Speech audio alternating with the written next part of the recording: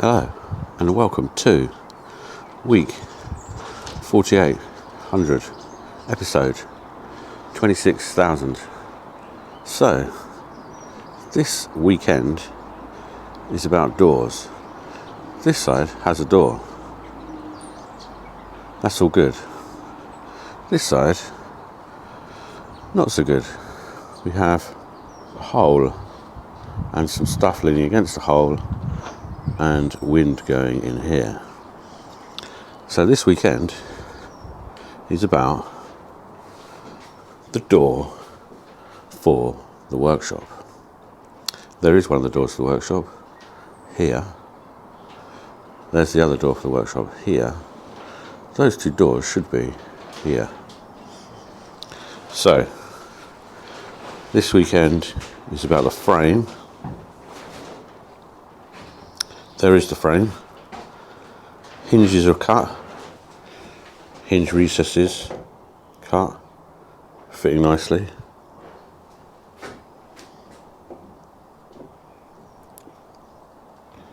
Next, I need to put the frame together, oil it, and get it ready for installation. So, two sides are ready with the hinge rebates cut. That's the top and the sill. Unfortunately, the sill, even though it's solid hardwood, has a bow in it. You can see it's just resting on the middle there. So I'll have to deal with that. Hopefully that straightens out when it's screwed down. But this weekend is the door. So let's get into it. So there's the frame as it will be. This is the top. That's the bottom. I've got my hinges in, or my hinge rebates. And I've done six from the top to the top of the hinge, and 9 from the bottom to the bottom of the hinge. That one's in the middle. I've got a video coming on how to cut the rebates. I'll do that when I cut the rebates on the doors. Next step is to cut these off, which they call the horns, which are left on when the door's frame's manufactured, in case you want to fit that into your brickwork.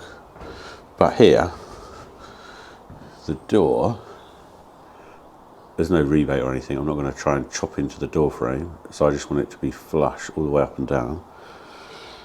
So my first step is to mark and cut these off, these horns. This just shows you the bow that's on the bottom, unfortunately. So it's touching that end, touching this end. But we've got around probably 5mm here. But yeah, that should be okay. At least it's in the middle. So when I screw it down, it should flatten out. So all I'm going to do now is mark where I'm going to cut these off. So just mark that with a pencil on the bottom, on the top. Just go around this side. Then once I've marked these, I'm going to cut them on the chop saw. And I'll be cutting them to just take off the pencil line, so that this will be flush in line with the edge. Mark the bottom one.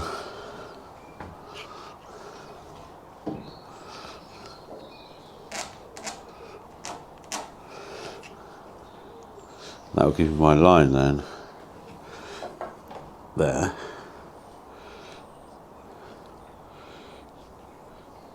To using the chop saw. Right, time for the chop saw, then time for gluing and screwing.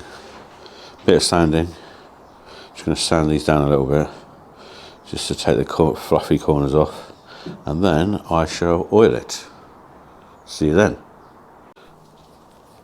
Right, bit of chop saw action now. So there is a laser line there.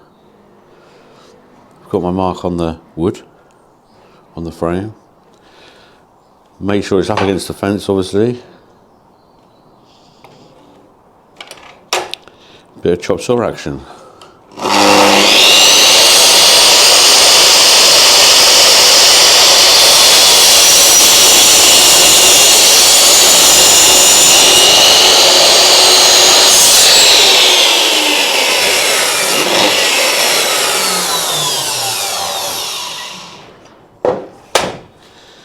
That's one done.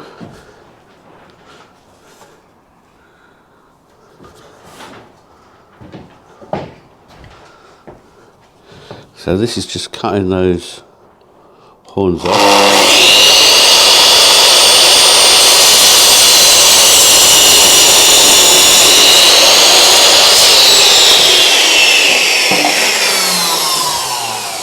That's the top. Now for this Bendy Seal. Now, what I'll do first is just use a square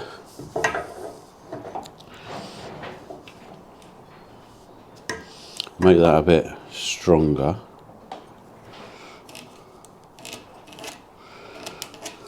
That line.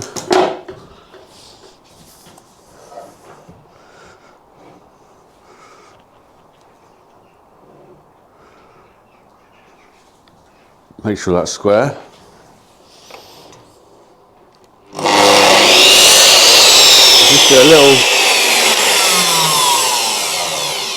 a little test, and I just want to cut the line off.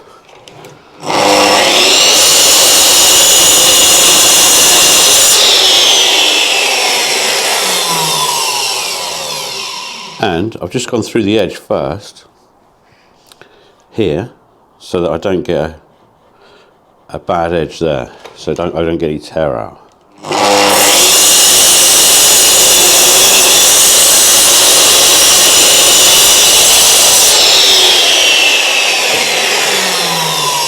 That side.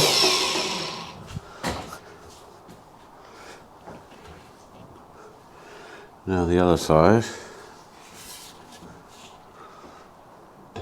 Now, I have to think about this, because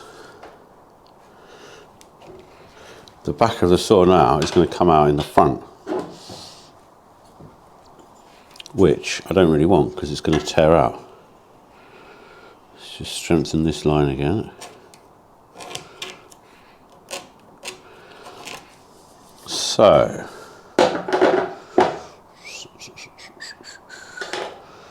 what can I do there? If I go that way, it's going to tear the wood out the front here. So,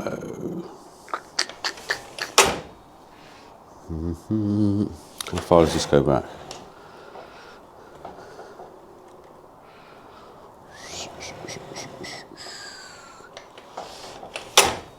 What I'll do is use this. Right, that's not going to work.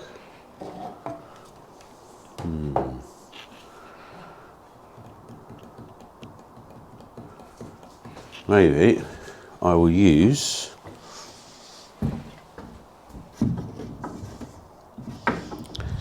something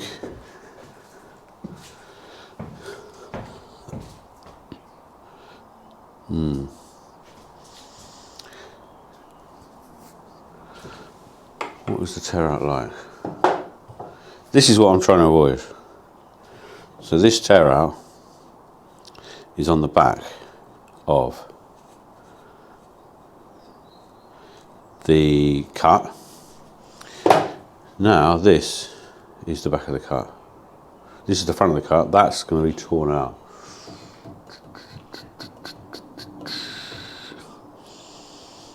So I can either turn it around, maybe I'll do that. Right, so just to explain that again, the saw blade spins this way. As I go through this side, the front edge will be the nice cut. This will be torn out at the back slightly. I could put a bit of sacrificial timber here, and that will minimise the tear out, but it's still going to tear out there. So, probably on that rounded edge. So what I think I'll do is flip it around the other way.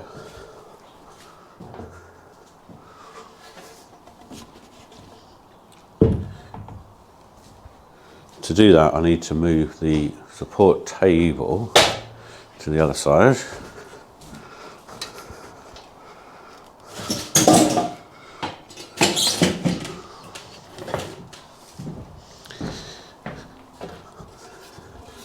So, now I'll do it this way round.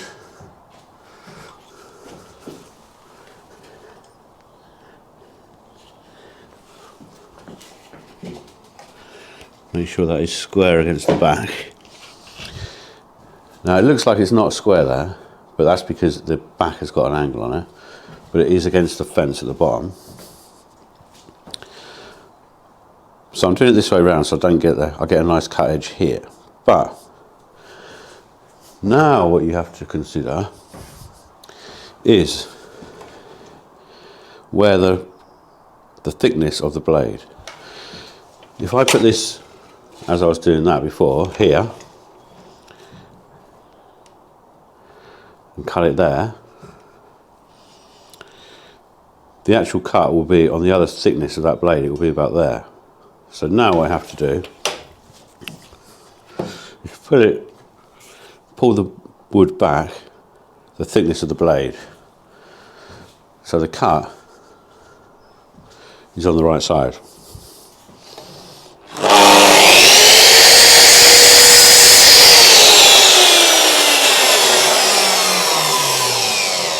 So now, even though the laser's here, you've got the thickness of the blade, then the cut line.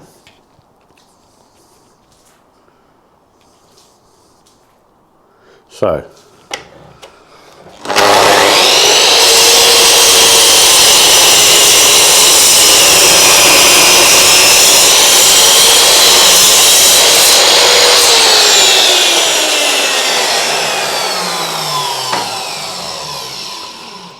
I've got the nice edge on the front, got the right depth of the line, accounting for the thickness of the blade, and the only tear out's on the back, which is actually pretty minimal anyway because it's hardwood. There you go, that's all the cut's done. Put it back together, glue it, screw it, done. Next step is a light sand. This is probably quite tricky to pick up on the camera, but that's the top, and I've sanded that down a little bit. Just a light sand with 240 grit sandpaper. That's the seal sanded, so just nice and smooth. This is one of the side uprights, just lightly sanded. And the reason I'm doing that is just, if you look at this one, which I haven't yet sanded, the edges have just got like burrs on them, kind of not quite here like this, not quite finished, little pieces like that, like this, kind of just run over it with some fine sandpaper. Not too hard, because this has got some sort of coating on it, as you can see there. That's the colour of the wood underneath this coating. So I'm not trying to rub that coating off, but I'm just going over all the corners, just tidying them up a bit.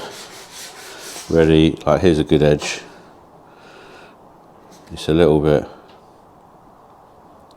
not great there. So just run along that.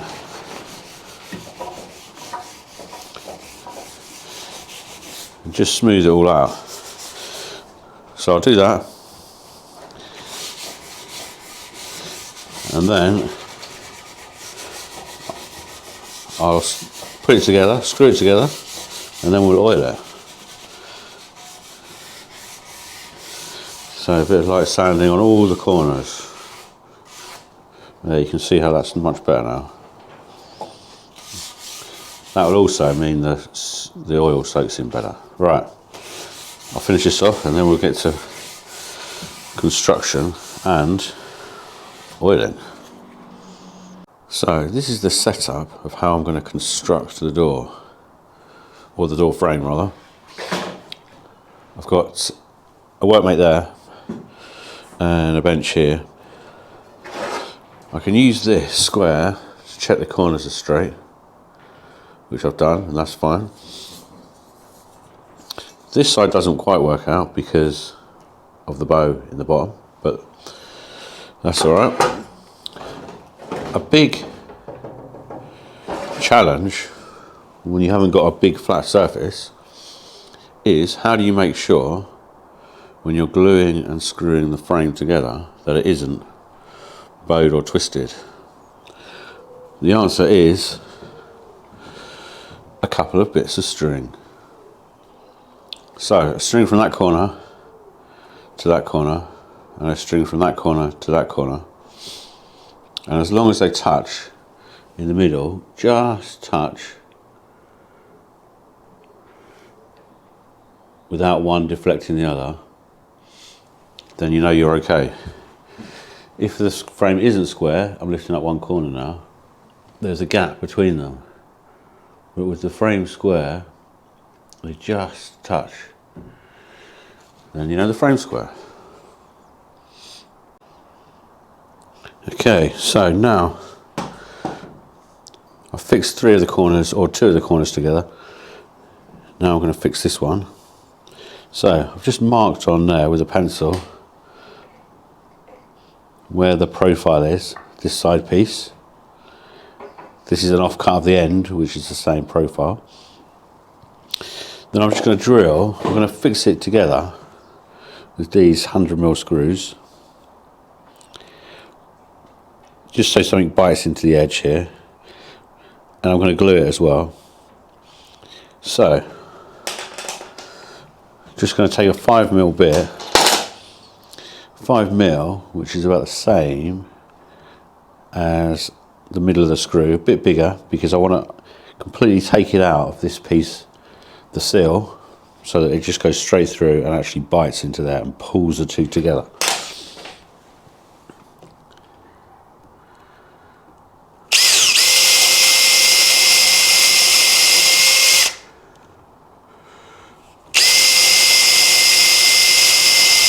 I should do this with the wrong hand.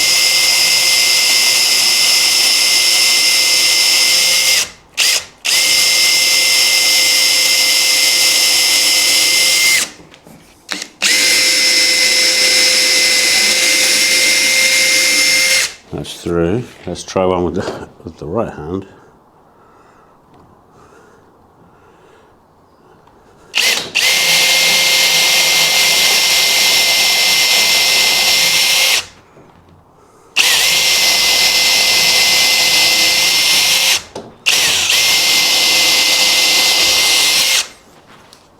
Right, then I'm just going to countersink just so the screw head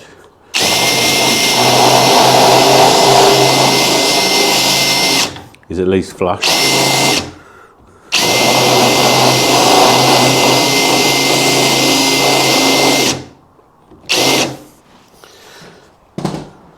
Okay, and I've done both corners, so now what I need to do is pull the bottom of the sill off, or pull the sill off. I've supported each corner.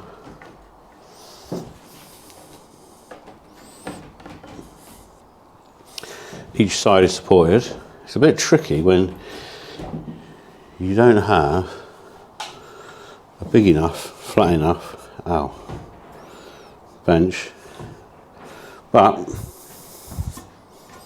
just doing the other corner. That should be fine. So now I'm fixing it. The glue I'm using is Titebond 2, water resistant, interior, exterior. Nice fresh new bottle. I think like a new bottle of glue. So, just really glue up these two pieces now. And of course the good thing with a new bottle is you can make it go uphill like that.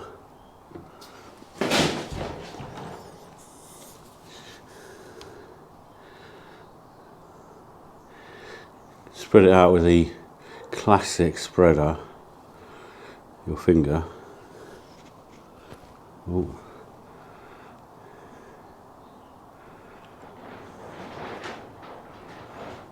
Get it all over every surface that it's going to meet.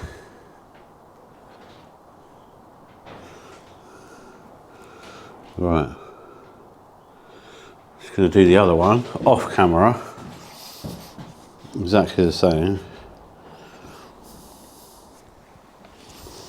Now, just a case of fixing this together. Obviously, I'm also doing the other side at the same time.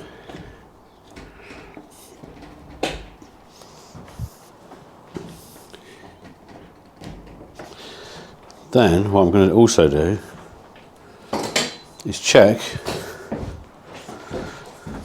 so the top is square again, or still, which it is.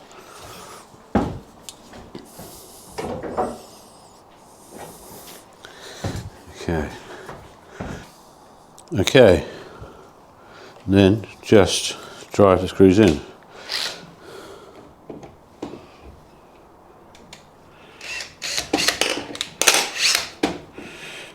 Now, while I'm doing this, I'm just checking this edge is square with the bottom of this. It's a little twisted.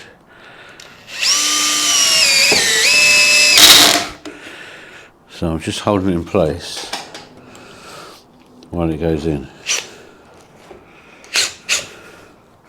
Just to keep it square.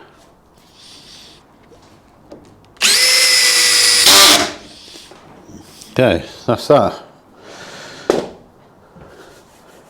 The last part is to check everything's square and plumb. So, last thing now is it's glued and screwed. I've again just checked, now it's fixed together, that this little trick of diagonal string lines are just touching with hardly any deflection. You know, the width of half a string is what you want. And that just says that the door is, this edge is parallel with that edge. That is parallel with that. The corners are in the same place, on the same plane, so that the door frame is not twisted. If I had an enormous flat bench, that wouldn't be an issue, but I haven't. So, that's the easiest way, just to make sure it's gluing and has been screwed together flat.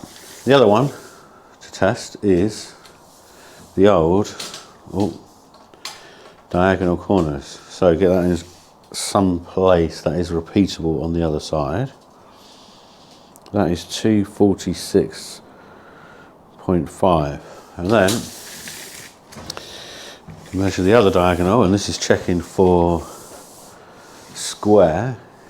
Is the actual frame square? And that is 246, or 4.5. Or is it?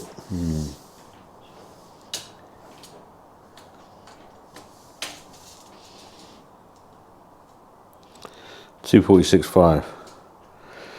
So I'm pretty happy. That door frame is flat and square. Of course, when it goes into the frame over there, I can actually square it up again. It will have some give in it. But for now, that's done. I'll let that dry out, and then I can let the glue dry, and then I can paint it. See you, not paint it, oil it. See you then. Last step today is to give this a bit of a oil with this Osmo UV protection oil, clear UV protection for exterior use. So this is basically an oil which should stop rot, bacterial growth, but allow the wood to breathe as well. So it's not a coat that lays on top. It soaks into the wood, allows the wood to breathe. It should stop it going rotten and keep it looking good. So let's see what goes on like. Giving it a stir, splashed out on an Osmo brush. Probably no different to any other bristle brush, but let's see what it goes on like.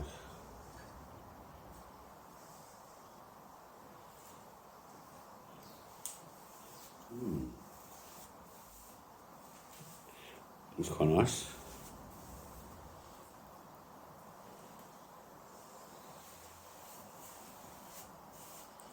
It's quite thick.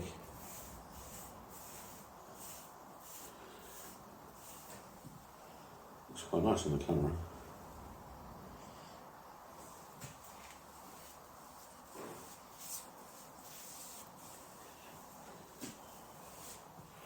So I'm going to give 2 coats of this. You need 12 hours between coats.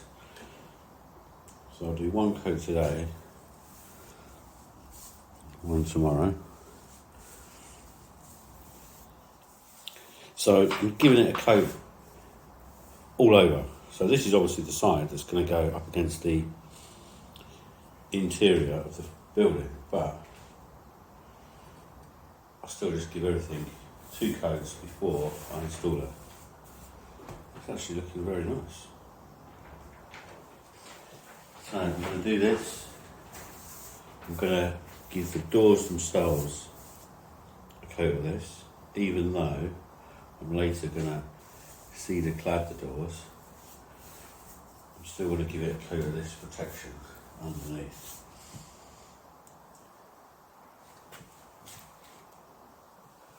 Make sure I get the cut in as well.